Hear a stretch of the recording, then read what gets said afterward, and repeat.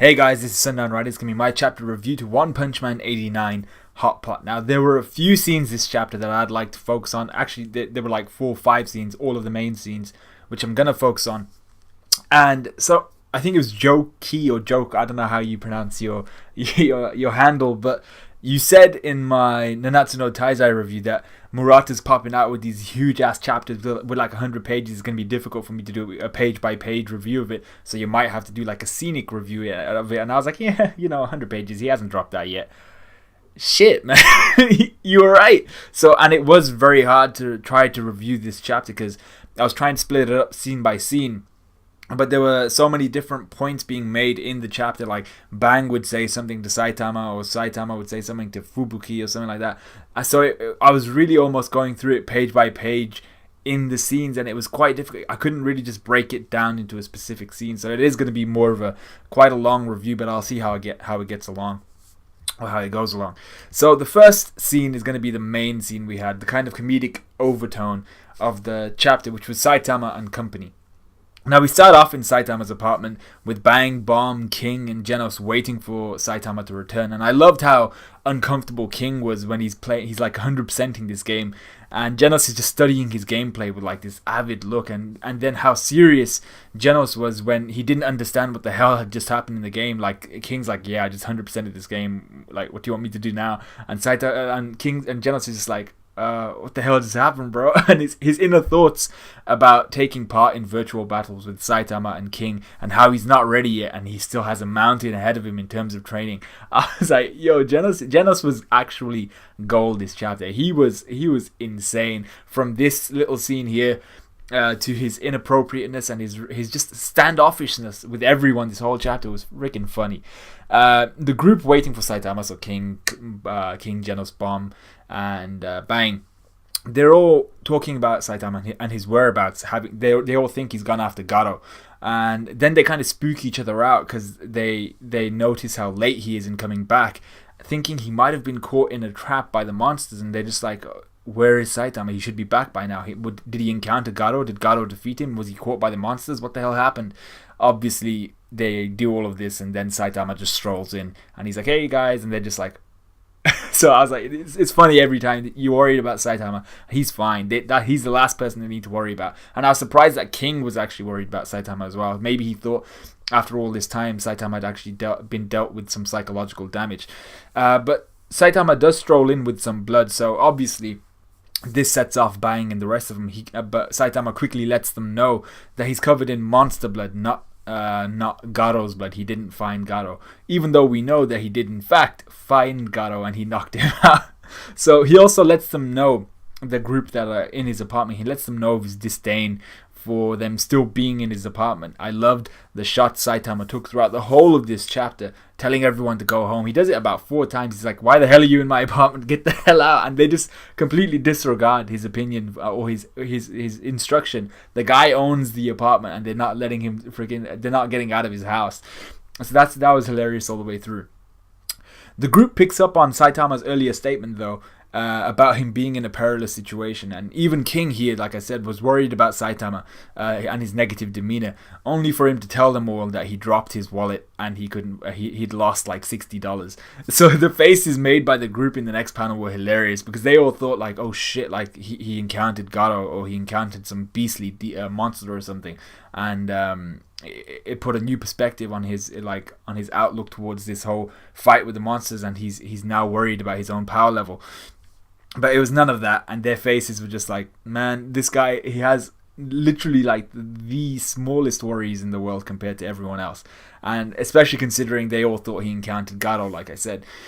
Saitama then gets even more depressed when he realizes he left behind his cabbage at the diner, which he was going to put in a hot pot. Cue Fubuki walking into his apartment with the cabbage. Now, what I noticed here when Fubuki walked in was how standoffish, like I said, Genos was throughout the whole chapter, but especially with Fubuki. And this continues, like I said, throughout the whole chapter. Notice Genos thinks that she wants to become Saitama's disciples, which would put more stress on Saitama. So he says he must remain vigilant. So I think the majority of this chapter, this explains why he was so standoffish with everyone, because I think he was shutting everyone down in such a hilarious fashion, basically just to prevent them from talking to Saitama, to stop them from piling on stress to Saitama. We then have Dr. Kuseno approach Saitama's apartment, and Genos' initial assumption was that it was a monster, with his instant proximity sensor. And his breakdown of who should face off with that monster was hilarious. He's like, Bang can't do it, he's injured. Bomb can't do it, he's injured. Fubuki could only I don't think she could take anyone above demon level. Saitama's he's suffering from insane psychological stress because of his lost wallet. I can't do it, but Genos, from his perspective, he's like, I can't do it because I'm severely damaged. And he looks at King and he's like, King, you gotta go outside. And I was like, yo, King is the last person out of every one of those guys who you'd want to go out and face off a monster that could possibly be strong. And that was hilarious. And when he pushes him out the door with the task of destroying said monster, I was laughing. I was like, yo, like, Genos is just going in this chapter. He was completely, he was psychotic this chapter. And I love how King couldn't even resist. He was like, wait, what are you doing? And he just went and brought back this astronaut looking thing with no idea whether it was friend or foe. And he just lets him into the house and he's like, hey guys, he was at the entrance. I was like, what the hell, bro? So it turns out it was Kuseno, and he dropped by to check on Genos after receiving a distress signal due to the damage sustained by Genos. So Kuseno also meets Saitama for the first time, and Saitama's first words to him were literally, boy, take off your shoes before you get in my house. I was like, yo, Saitama gives zero shits about anything, just about the small things. That's what makes Saitama such a weird character. There's so many larger things that he should be more concerned about. The war with monsters, the general danger of monsters, and their exponential increase in terms of just appearing. But no, for Saitama, it's always, oh shit, I lost my wallet, I had $60 in there, what the hell am I going to eat for the week? It's going to be like, hey, take off your shoes before you get in my house. It's the little things matter to Saitama because he's too powerful to give a shit about the big things. So like I said, this chapter had so many comic bits of gold, I can't actually break it into static and strict scene reviews. I have to do it almost page by page. So too much was said and done, and I feel this chapter needs everything included. Saitama then shuts down Kuseno during, Kuseno starts to give a long ass speech, and Saitama shuts him down straight away, and he gives a speech about how Genos and him used to be alone, and Saitama's like, nah bruh, he just passively aggressively tells everyone to get the hell out of his house again, only to be ignored by literally everyone, like I mentioned before. Kuseno, however, pulls out a trump card, which is some quality beef. Saitama's tone instantly changes, now full of respect, calling him Dr. Kuseno and wanting Kuseno to drop down whenever he wants. Like I said, it's these little things. He's like, oh my god, I can feed myself for the next few days. I love this guy. That's what's going on in Saitama's head, and you're like, nothing concerns him, which is major. So Genos' reaction here was funny. He's just stood in the back and he's like, man, sometimes I think he wonders, this guy's my master. But the moment was made gold when Fubuki reacts, realizing that all of her grand schemes to lure Saitama into the Fubuki group were too clever for Saitama, and all she needed to do was lure him over with food. She could have just attracted him with his stomach. So by the end of the chapter, the Saitama and company have made the hot pot, and they fight over their favorite parts, which are the cabbage, the tofu, the meat, and this part is hilarious because especially Genos, once again, he was the star of this chapter for me. He's just shutting everyone down, and then he has that part where he's like, what do you think you're doing with Master's meat, Blizzard of Hell? And I was like, whoa, okay, calm down boys, jeez, that was a little forward, fam. So yeah, that was funny. Saitama gets annoyed that he can't eat which parts he wants. He asks everyone to leave again, only for them all to ignore him. But actually, Fubuki doesn't ignore me. Fubuki is just she's being Fubuki, and she agrees with him, telling everyone to get out like she owns the place. Genos' reaction to this was priceless, and his irritability the whole chapter was freaking gold. He's like, should I just murder her now? And I'm like, what the hell? And when Fubuki tries to recruit Genos, Kuseno into the Fubuki group, Genos goes off on another one, and he's like, should I incinerate her now? And I was like, yo. So his standoffishness was actually at this point a bit concerning, especially because both Saitama and Kuseno noted it. But I assume it, like I said before, it was just Genos trying to lessen the psychological stress for Saitama and any disrespect towards Kiseno in his own weird way. So I think it was just Genos being Genos. We then have Bang asking Saitama how to raise a disciple, obviously regretting how he raised Garo. Now that's an interesting dimension, because Child Emperor does make mention of that later on in the chapter, and I'll get to that. But Bang is very, very kind of, he's regretful, and he feels the guilt of having raised Garo how he had raised him, and he feels like he's the one responsible for what's occurred to Garo now and the situation that Garo's in. So obviously Bang would ask another fellow master how to raise a disciple, but this is Saitama, and Saitama's confused, and he's just like, why are you asking me, bro? So obviously we then have Genos butt in, and he's telling Bang not to harass Saitama. Genos then goes off on another one, telling Bomb to give the cabbage to Saitama, telling Fubuki to shut the hell up and be respectful to Kiseno, and then accidentally disrespecting Saitama, and he's like, oh shit, Saitama, master, I'm sorry, I didn't mean that. And I was like, I laughed my ass off at that part where he accidentally bites by Saitama, and he's like, oh shit, it's Saitama. And I was like, yo, this guy he's crazy. We then see King lying down on the floor. He's been knocked out from the beginning of the chapter, and he was knocked out for the whole chapter. So that was fun to see. And people actually mentioned that King was knocked out, but Kuseno in that whole fight for the food didn't seem to be affected by any of the S-class heroes and their power. And I think Kuseno did actually mention way back that he was a hero in his younger days. So I think he might be stronger and more. He might be able to influence the story more than we know right now. So then we come to the Monster Association scene. Now it's already been 11 minutes and I've only done one scene in this chapter, so hopefully I'll get through the rest of this pretty quickly.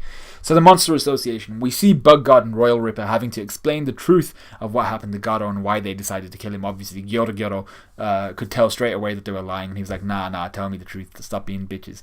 So Gyoro did mention that he could always groom another human into power, so his lack of interest in Garo's supposed death was warranted. However, there were subtle hints that he was still interested in Garo and possibly knew and believes that Garo is not dead. First, he asks why the two monsters are so damaged and asks if Garo was that strong. So he wanted feedback on the monster that he'd created. He wanted to see what Garo could do, analyzing whether it's worth carrying on the project or not. This is how I took it. He's like, oh, okay, I don't think he's dead. Let's see if it's worth carrying on with him or not. So he asks him whether he's strong enough, and the answer provided by Bug God and Royal Ripper was that he was surprisingly strong. Something Gyoro will hopefully look forward to pushing and grooming further. He then asks if Garo is dead. Now later this scene, we see monsters discussing how Gyoro matches monsters up against heroes who have a natural advantage against those heroes. So he puts the monsters in the best position. I think he did the same thing here to ensure Garo would live. He knew Royal Ripper would just want to kill Garo, and he knew Bug God would remain vigilant against that, of that fact, that Royal Ripper wanted to kill Garo and would stop Royal Ripper if it got too far.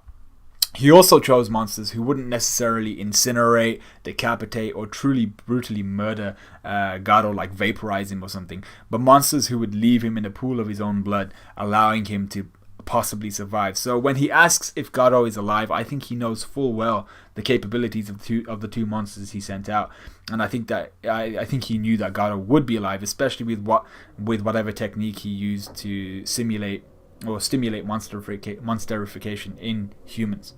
So I think he knew very well, and I think he knows that Garo is alive. Gyoro then speaks of a tracing robot which has been found in these tunnels that were made by Elder Centipede, that were left by Elder Centipede. And he then goes into like this full monologue talking about how he assumes the Hero Association will find out where they're based in within the day, how their long wait to fight against the S-Class heroes has come to an end, and how they shouldn't underestimate the power of the S-Class, even with all their numbers as of late.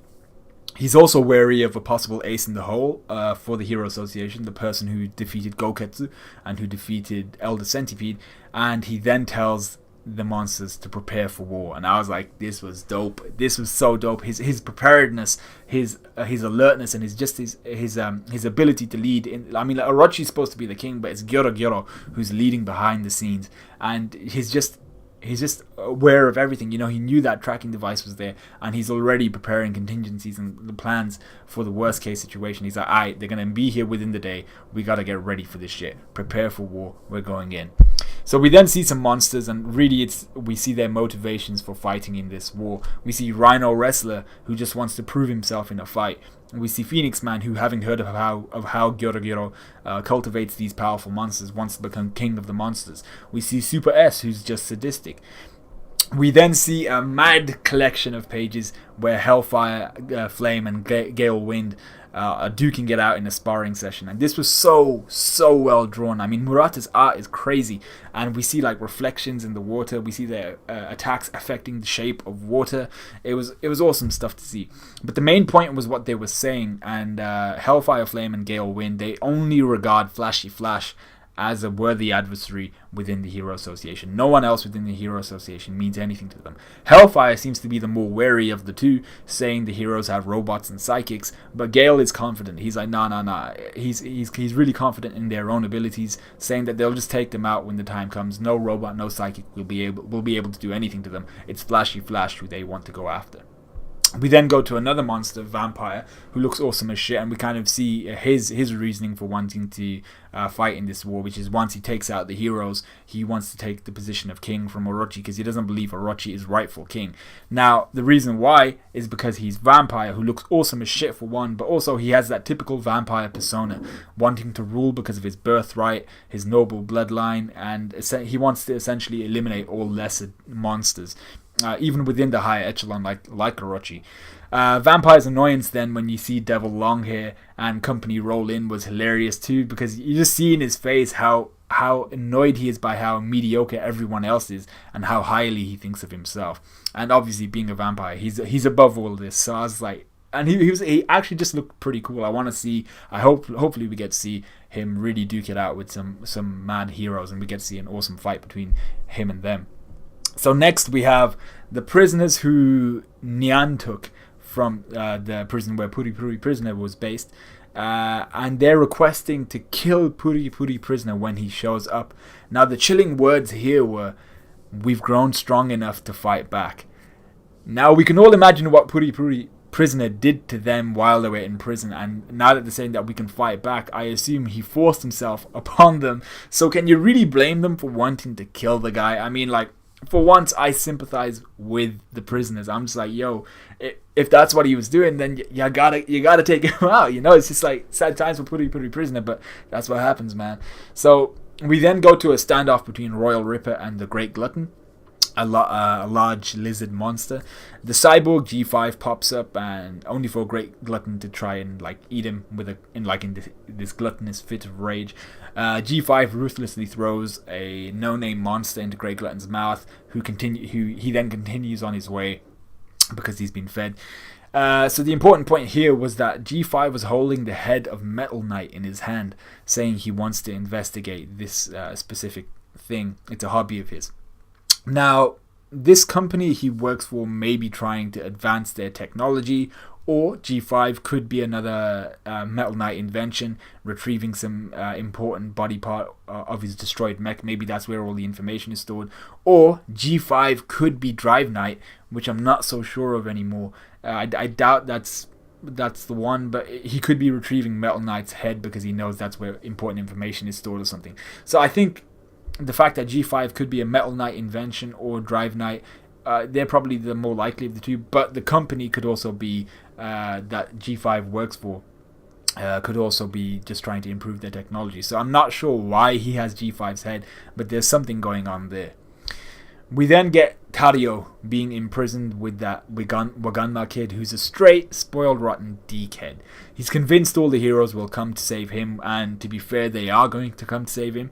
But he tells Tario that he has control over whether Tario gets saved or not. So if Tario wants to be saved, he has to give up all his food to Waganma, and he has to be Waganma's subordinate. And I'm just like, you're a straight dickhead. Like, how are you going to do that to this kid, you know? So the part I enjoyed here was how that sludge monster let the kids know the monsters are waiting for everyone, and they're going to kill every last hero who shows up. Tadio is aware of this of the situation of some of the heroes who Waganma brings up. You know, he's like, oh, Metal Bat will come save me. And Tadio is just like, actually, Metal Bat is in hospital. But he doesn't have the heart to tell Waganma. But the best part of this scene, hands down, was when a sludge jellyfish, that sludge-like creature, gives his monologue about having no doubt that the S-Class heroes would die at the hands of the Monster Association. Why? Because the Monster Association has a huge number of monsters who are extremely powerful, but also because of their executives who have a disaster level of dragon. They all have a disaster level of dragon. And I was like, yo, so the kind of symbol of these monsters, these executives, was a silhouette of black sperm, but then we see a whole bunch of others. We see a 6-eyed dragon-looking thing, like open maw, 6 eyes running down, 3 on each side. We see a comical version of like a regenerator from Resident Evil 4. He's got like a huge forehead which is just plain, and then he's just basically gums and teeth. We see water with eyeballs in it and some strange fish. We see Nyan, who I hadn't realized was that powerful, but apparently he's executive level. We see this sloth-looking mofo from the Goonies. We see an individual with a crown and glowing orbs around them. And then we see another black sperm silhouette. He's just jumping like Spider-Man through the night. So that's 7 disaster dragon level monsters.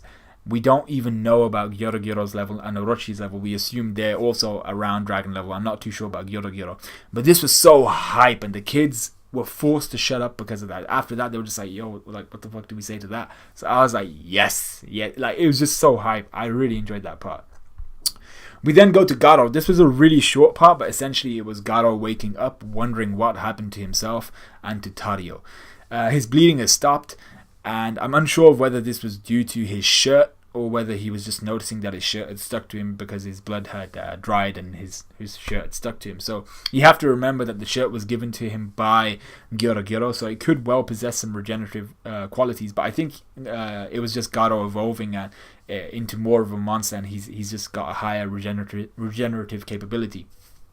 So I don't think it was really confusing. I thought at first that the shirt had done something to him and healed him, but I think he was just saying the shirt stuck to him because his blood dried up. Garo has no idea what's happening to him, but Gyorogyoro, I think, is pushing him to become the next big thing, forcing him to fail and come back from the brink of death. This is what he alluded to when he was talking about Orochi to Phoenix Man. Garo readies himself and goes off towards the Monster Association, I think, and I can't wait for him to get there because he's gonna pop caps in people's asses, bro. He's pissed off, and I'm hoping he goes on a killing spree and he just wrecks a whole bunch of people. And we then come to the last scene, which was Child Emperor and Sekingao, the only scene which triggered me because I was so confused about this part of the chapter. Essentially, Child Emperor and Sekingao speak logistics. Why do we who do we have on this mission? Have we found the location? Who are we taking? All that type of stuff. So we find out that Metal Bat, Tank Top Master, and Drive Knight are either out of commission or missing. Watchdog Man and Metal Knight refuse to cooperate, and Zombie Man is on his way. Bang, Genos, and King are also going to be part of the team, but then Child Emperor pipes up. Firstly, he casts suspicion on Genos, saying he lives in Z City, he's a newbie, we don't know much about him, he's only been in this place for like a month, and his birthplace was wiped out. Child Emperor then goes on to say that he wants Genos excluded from the mission as a precaution, just in case he's like a mole, he's a traitor within the organization. Sekingao agrees with him, saying that they do not need any stress in such a dire situation, but now they've reduced their battle power considerably, especially since Genos is excellent at like taking out multiple fodder level monsters at the same time. He's that guy that he has a very wide breadth of attacks, and just his ability to incinerate on a large scale, he would have been amazing just as a frontline warrior. So they've really reduced their battle power there. And Child Emperor really seems to have taken an over-exaggerated and really misunderstood Metal Knight's warning a couple of chapters ago. Metal Knight was like, don't trust anyone.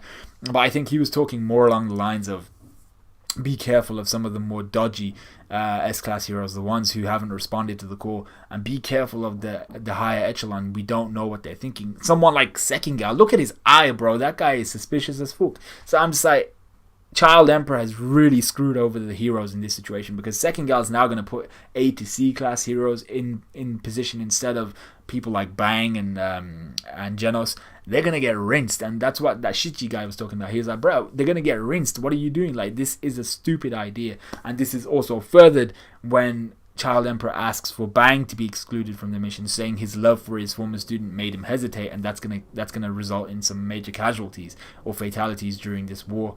And Second Gal also agrees with this, and I can't help but think he's either an idiot, Second Gal, or he's the traitor within the Hero Association. Who else but a traitor would agree to such stupid terms with a child who's been spooked? He's been spooked. That's obviously the situation. I mean, like, a Child Emperor may be incredibly intelligent and everything like that, but he's been spooked and he's made some stupid decisions, I think. So I really think Second Gal here is a really suspicious one. And then Second Gal speaks with Shichi, the old guy responsible for humanity's survival following that fortune teller's dark words. Second Gal believes that this is that situation, the final situation, the huge danger that humanity is under, and he tells Shichi to focus on this as if it's the last thing that they'll do. So his ability, Second Gal's ability to really manipulate and go with the flow with Child Emperor and Shichi, it makes him look really suspicious to me, and I think that he might actually be the mole. But Child Emperor is the biggest fuck up this chapter. I was like, bruh, why are you going to exclude two of your S-class fighters? Especially because they're both actually pretty strong. I mean, Genos would be able to take out so many monsters before he was even tired out. But also to take out Bang. I mean, Bang, it might be a good thing because I'm not sure how long it'll take him to recover. But I was like, oh, come on, man. Like, why are you going to listen to Child Emperor, bro? So far, he's probably done the least. And actually, I can't even remember what he's done. He might have done a little bit more than I think. But even if he's a prodigy and really intelligent, you have to remember he is, in fact, a child, Second Gal. So you're done messed up. So, yeah, that was the entirety of the chapter. This has been a long review. Is it 27? No, it's, I think, 27 minutes. Jeez. Is that 27 minutes? 27 minutes. Jesus. Okay, so let me know what you guys thought of the chapter. Like, comment, subscribe, all that good stuff. If you manage to stay throughout the whole review, I commend you. And, just leave a comment, all that good stuff. And I will see you guys in a bit.